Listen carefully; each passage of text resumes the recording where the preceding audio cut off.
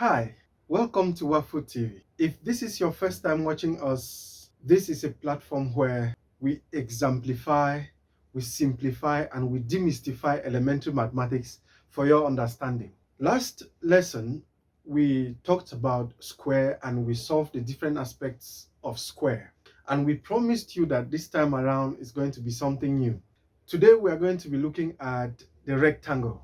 And by the end of the lesson, we should be able to calculate the area, the perimeter, the length, and the width of a rectangle with given information. With this in mind, we're going to look at the different aspects of a rectangle. And just to remind ourselves before we go into area of a rectangle is a quadrilateral, and a quadrilateral is a plane shape. A rectangle has four sides, and two of the sides are parallel, are longer than the other two sides. A rectangle has four internal angles, and the sum of these internal angles is 360. That is 90 degrees each. Without waste of time, we are going to go straight into solving for the different aspects of a rectangle. And take note that what is going to guide us into having the answer is the rule. So let's follow up with each of the aspects and solve using the various rules that will be given. The first on the board we have is the area of a rectangle.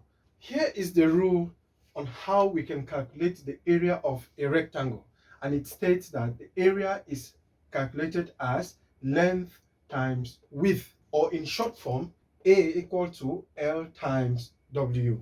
Now let's apply this rule in this example. Find the area of a rectangular surface measuring 7 meters by 3 meters. If you have a question as such, the first thing is to identify that the longer side is the length and the shorter side is the width. So let's apply the rule. Area is equal to length times width.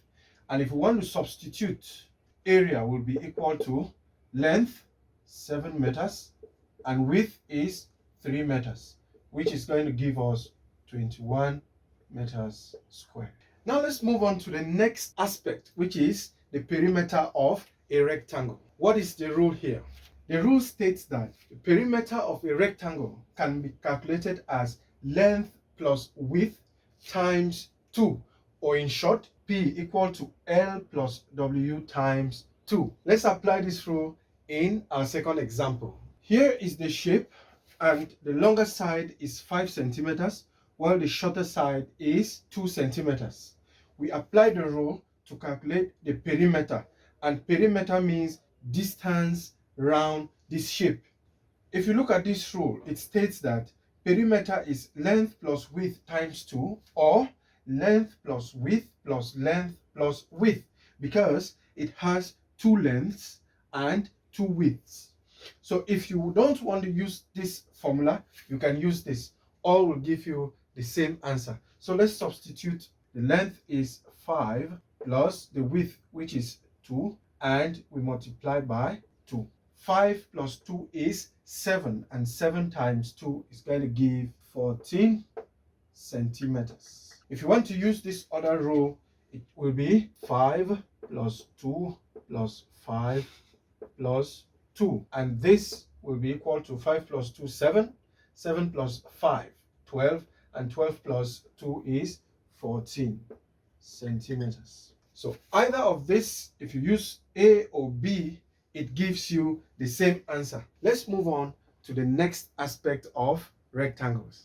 As I earlier mentioned, for you to be able to calculate the length of a rectangle when the area and the width are given, you need the rule. The rule states that length will be area divided by width. So let's solve this example.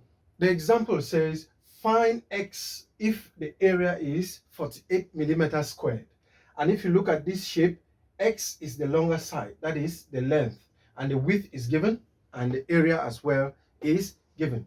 Area is 48 millimeters squared, and width is 6 millimeters. Therefore, length will be equal to area divided by width. 48 divided by 6, which is going to give us 8 millimeters. You can equally solve it as follows. Area is equal to length times width.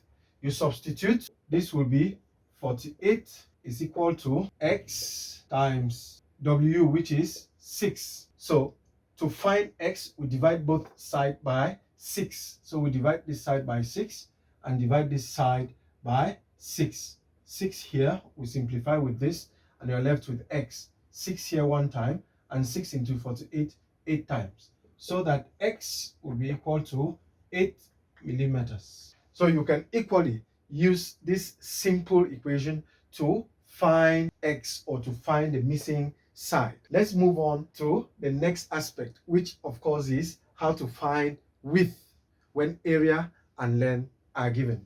So to find the width of a rectangle when area and length are given, you draw inspiration from our previous aspect. So the rule will be width equal to area divided by length, which is the same as W equal to A divided by L. Let's solve this example using this rule. What will be the width of a rectangle if the area is 84 decimeters square and length is 12 decimeters? So first of all, we identify A, which is the area, and the area here is 84 decimeters squared, while the length L is equal to 12 decimeters. Therefore, width will be equal to area divided by length, and the area here is 84 divided by the length, which is 12. And if you do your division well, this is going to give 7 decimeters. So this is how to apply this rule in this example to find the missing side, and the missing side here is the width. Let's move on to the next aspect. The next aspect of a rectangle here is length of a rectangle when perimeter and width are given. Here is the rule. It states that the length can be calculated as perimeter divided by 2 minus width, and in short, you can write it as L equal to P divided by 2 minus W, where L is the length, P is the perimeter, and W is the width. So let's substitute this rule in this example to see what we are going to find. The distance around a rectangular park is 18 kilometers. It is 4 kilometers wide. How long is the park? So we are asked to calculate how long, that is the length of the park, and wide here is the width of the park, while the distance round is the perimeter of the park. Let's apply the rule to solve for the length. The perimeter is 18 kilometers, the width is 4 kilometers. The length is perimeter divided by 2 minus width. Let's substitute perimeter 18 divided by 2, this in bracket, minus the width, which is 4 kilometers.